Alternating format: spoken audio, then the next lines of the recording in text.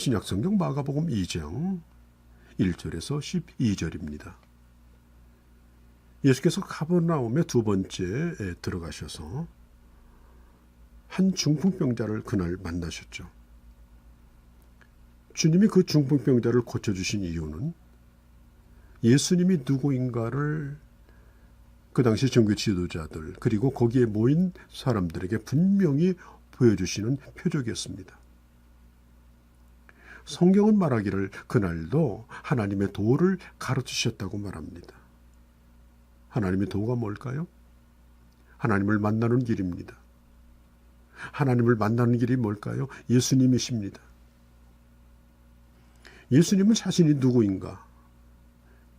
그걸 가르치셨고 그리고 이 중풍병자를 고치심으로 분명하게 보여주기를 원하셨던 것입니다. 사람을 고치는 것은 하나님의 말씀입니다. 말씀이 들려져야 합니다. 사람이 떡으로만 사는 것이 아니라 하나님의 말씀으로 산다고 했습니다. 말씀으로 영혼이 고침을 받고 말씀으로 육신이 고침을 받습니다. 우리 주님은 먼저 그들에게 하나님의 말씀, 도를 가르쳐 주셨습니다. 그날 또 사람들이 얼마나 많았는지 문전성시를 이루었습니다. 수많은 사람들이 모여들었습니다. 그래서 막상 도움이 필요한 사람이 그 집에 도착했을 때는 도저히 뚫고 들어갈 수 있는 그런 틈이 없었습니다. 오늘날 교회도 그렇지 않습니까? 새로운 사람이 그 교회에 적을 두려고 왔는데 어렵사리 다른 사람의 손에 끌려왔는데 마땅히 길을 열어주고 제일 좋은 자리를 내어주어야 함에도 불구하고 자기들끼리 어깨동무하고 풀어주지 않습니다. 그래서 교회 처음 나와서 자리 잡으려고 하면 순교의 각오를 하지 않으면 안 된다. 그런 얘기가 나올 정도입니다.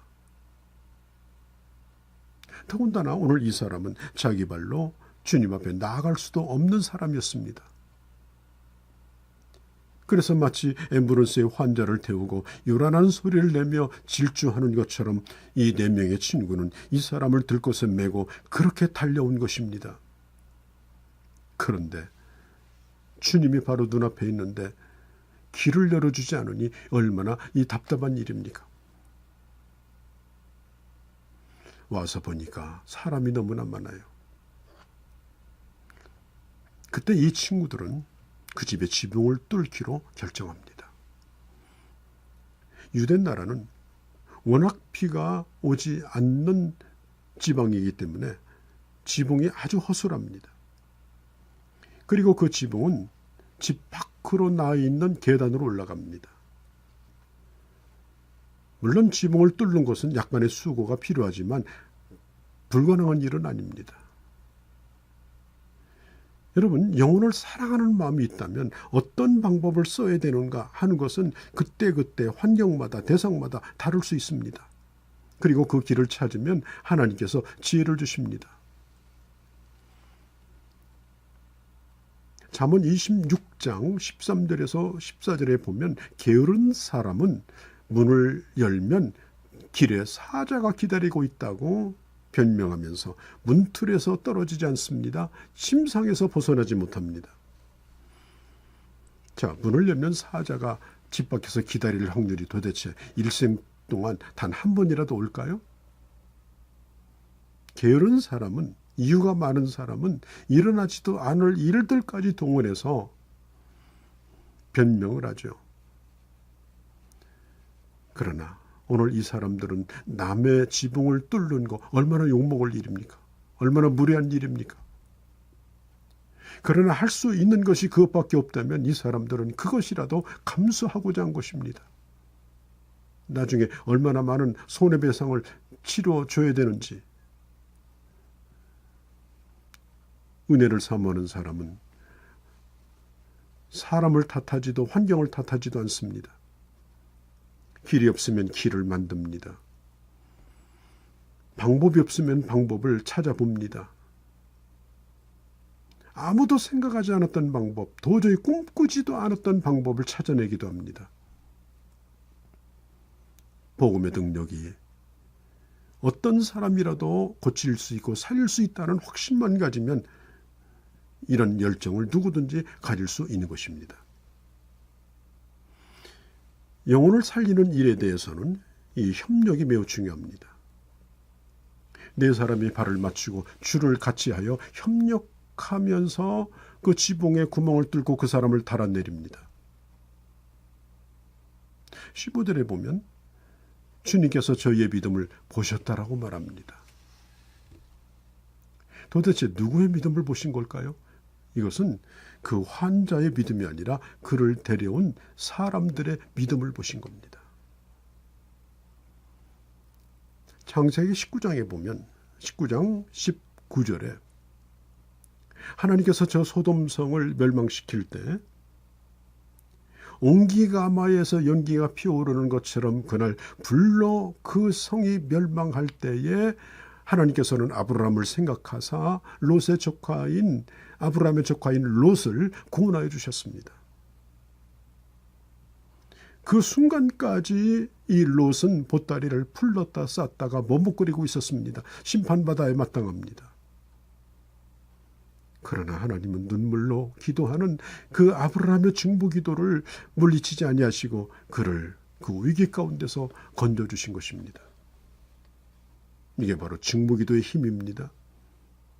한 영혼을 사랑하는 한 사람의 그 간절함이 한 사람을 구원할 수 있는 것입니다.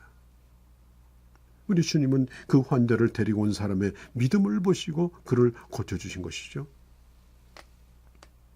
그런데 오늘 본문에 보면 아주 특이한 게 있습니다. 이 사람의 병을 고쳐주시기 전에 이 사람의 죄 사함을 먼저 선포하십니다. 자, 우리 주님은 이 일을 통해서 예수 그리스도가 어떤 분인가를 보여주기를 원하신 겁니다. 그리고 사람에게 더 중요하고 시급한 일이 무엇인가를 주님은 보여주시고자 한 것입니다. 육신의 고침을 받는 것보다 영혼의 고침을 받는 것, 죄사함을 받는 것이 더 시급하다라는 말이죠. 오늘 이 사람은 분명히 죄로 말미암아 질병이 온 사람입니다. 요한복음 9장에 보면 한 맹인이 있는데요. 이 사람은 자신과 상관없이 질병이 온 사람이죠. 그 제자들이 누구의 죄 때문입니까? 라고 물을 때 조상의 죄도 그 자신의 죄도 아니라 하나님의 영광을 드러내려는 병이라고 주님이 말씀하신 적도 있습니다. 그렇기 때문에 질병은 자신에게 문제가 있을 수 있고 아니면 상관없이 올 수도 있는데 오늘 이 본문은 이 중풍병자는 자신의 죄 때문이었다라는 걸 보여주고 있습니다. 주님께서 이 중풍병자에게 죄사함을 선포합니다. 그때 6절에 보면 서기관들이 강력하게 이 일을 제기합니다. 성경은 이렇게 말합니다. 그들이 마음속으로 의논했다. 그렇게 속으로 생각했다는 것입니다.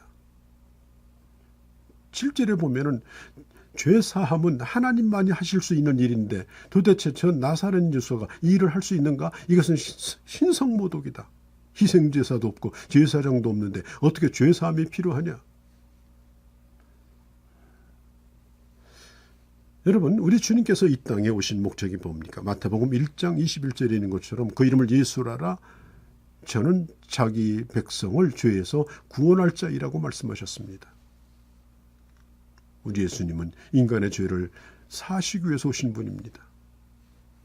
자, 그러면 죄를 사한다는 것과 이 불치의 병인 이 중풍병을 낫게 하는 것, 어떤 것이 어렵겠습니까?